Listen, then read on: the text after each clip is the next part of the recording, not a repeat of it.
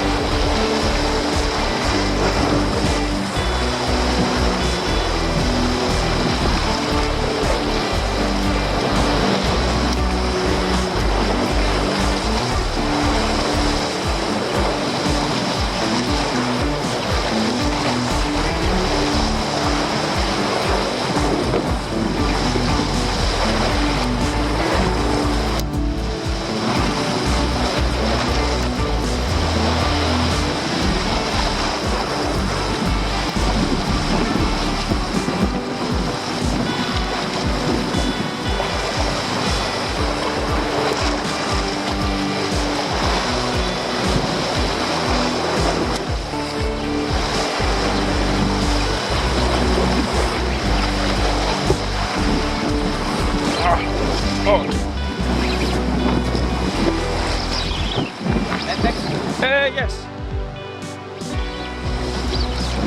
Maybe amberjack.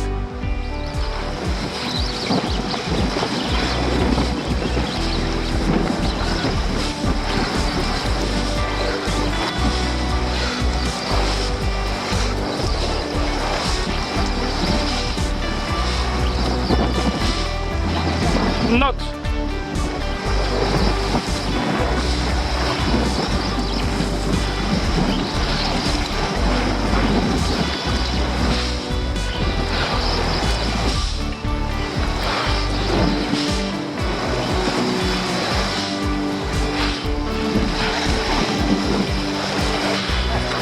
Yes. I don't know. Okay. Come on.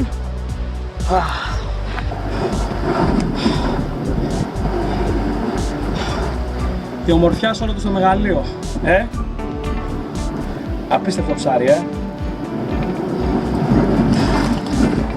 Μην ξεχνάτε να τη βγάζετε έξω όσο πιο γρήγορα γίνεται. Ούτε φρένα ούτε τίποτα. Αν το ψάρι βρει βράχο, σας κούρεψε.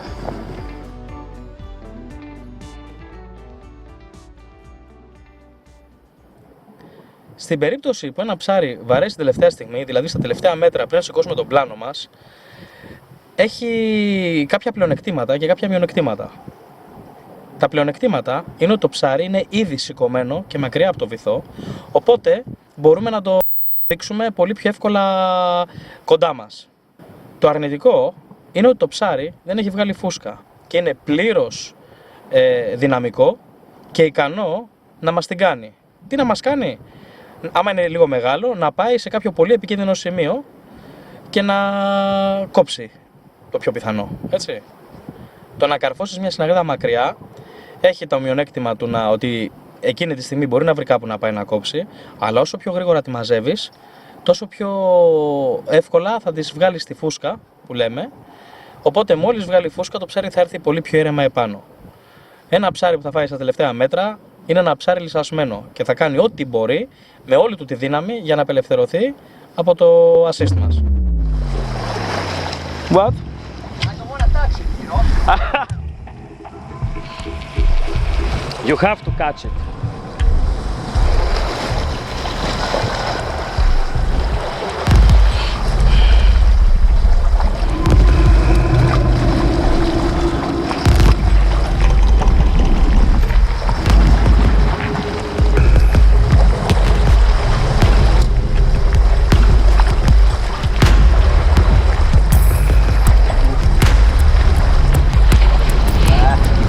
What?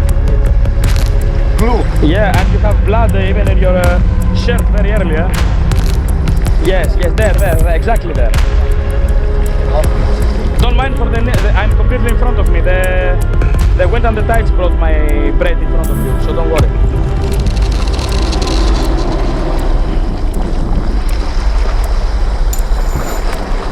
Okay.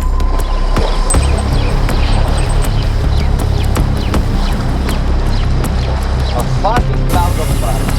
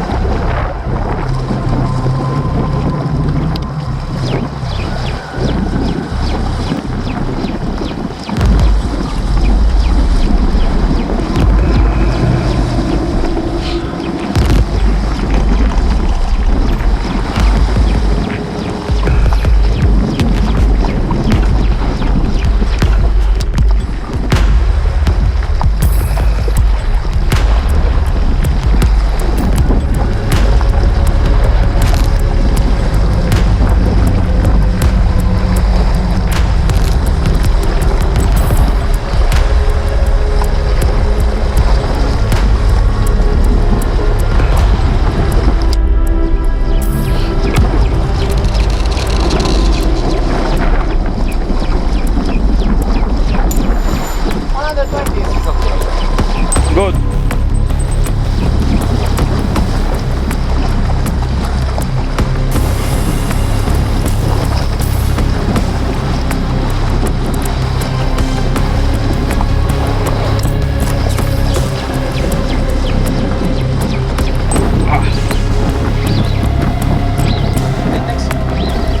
Absolutely no para.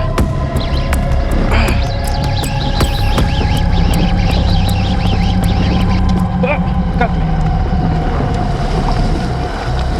Spitting. No, cut. Come on. Yes, cut me. Right. Yes, bro. Εμείς πρέπει να κρατάμε στο μυαλό μας, γιατί έχω παρατηρήσει πάρα πολλούς από εσάς και πολλές φορές και τον ίδιο με τον εαυτό, ότι όταν έχουμε κάνει τη βολή μας και πλησιάζουμε, στα τελευταία μέτρα δεν δίνουμε ιδιαίτερη βάση στον πλάνο και απλά τον μαζεύουμε. Να ξέρετε ότι όσο ο πλάνος είναι στο νερό, ψαρεύει. ακόμα και στο τελευταίο εκατοστό κάτω από την επιφάνεια της θάλασσας. Αυτό βάλτε το πάρα πολύ καλά στο μυαλό σας. Ωραία. Σε αυτό το βίντεο θα βλέπετε ξεκάθαρα για ποιο πράγμα μιλάμε αυτή τη στιγμή. Οπότε, εδώ υπάρχει ένας βασικός κανόνας, ο οποίος τι μας λέει? Ότι όσο ο πλάνος είναι μέσα στη θάλασσα, τον κουνάμε κανονικότατα και τεχνικά μέχρι τη στιγμή που θα βγει έξω από αυτήν. Το ίδιο συμβαίνει και με τα αντανακλαστικά μας. Πρέπει να είμαστε πάντα έτοιμοι. Γιατί μόλις φάμε το χτύπημα λίγο πριν βγει ο πλάνος από τη θάλασσα, θα πρέπει να είμαστε ιδιαίτερα προσεκτικοί και έτοιμοι να αντιμετωπίσουμε την οποιαδήποτε πρόκληση.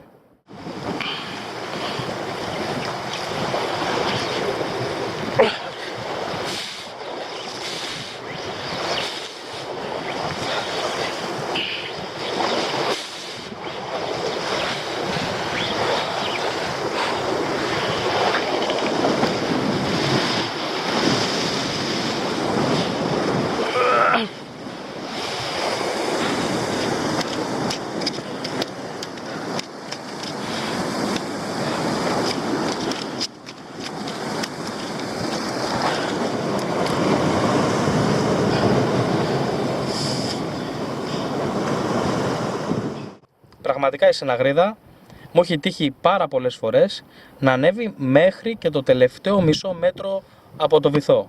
Και ή να βαρέσει τον πλάνο σε άκυρο σημείο, ή να μην τον βαρέσει και απλά να γυρίσει και να πάει ξανά προς τον βυθό. Άλλες φορές έφαγε, άλλες φορές δεν έφαγε. Όμως να ξέρετε ότι μπορεί να ακολουθεί και μπορεί να είναι ανά πάσα ώρα και στιγμή πίσω από το τεχνητό σας. Για μένα η Συναγρίδα έχει πάρα πολλές ομοιότητες με το λαβράκι. Τελείως διαφορετικά ψάρια, αλλά σε πολλά πράγματα συμπέφτουν στις ίδιες καταλήξεις. Ειδικότερα στα κρεμαστά νερά, είμαστε ιδιαίτερα προσεκτικοί την ώρα που φέρνουμε τον τεχνητό μας κάθετα με το βράχο. Και ποτέ δεν ξεχνάμε να ψαρεύουμε και κάθετα το βράχο.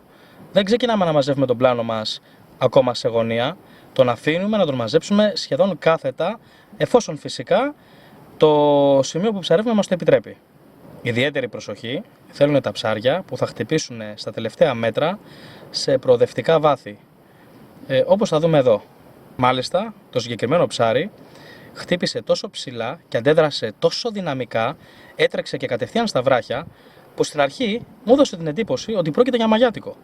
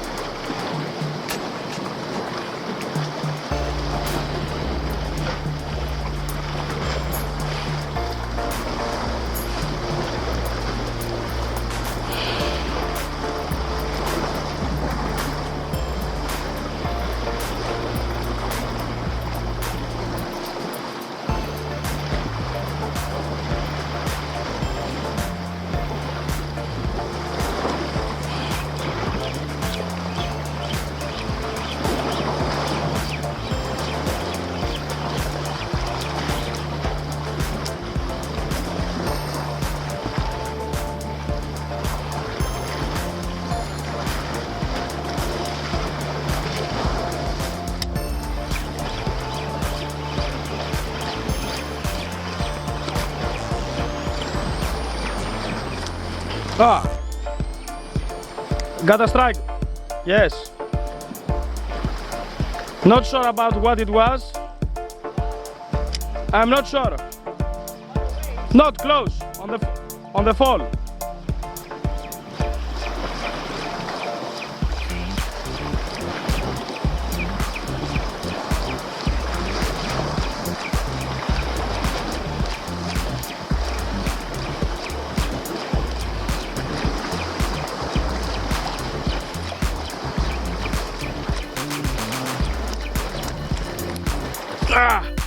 I know what it is.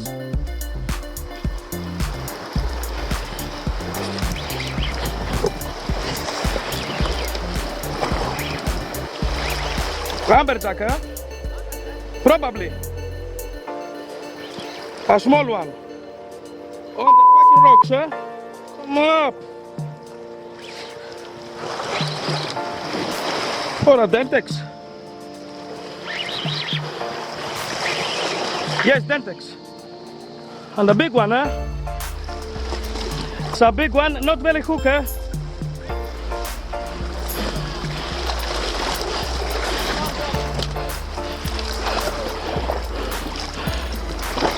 Come on!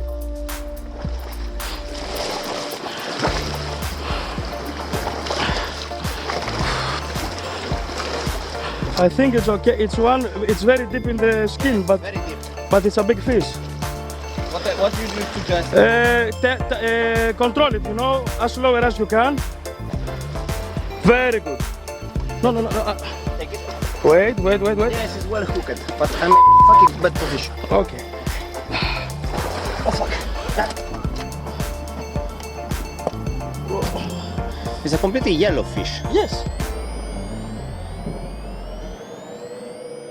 Αν διψάτε για περισσότερες πληροφορίες για τις αγαπημένες σας τεχνικές, εγγραφείτε στο κανάλι μου τώρα, αν δεν το έχετε ήδη κάνει, και μείνετε συντονισμένοι γιατί έρχονται πολλά ενδιαφέροντα πράγματα. Ευχαριστώ που παρακολουθήσατε.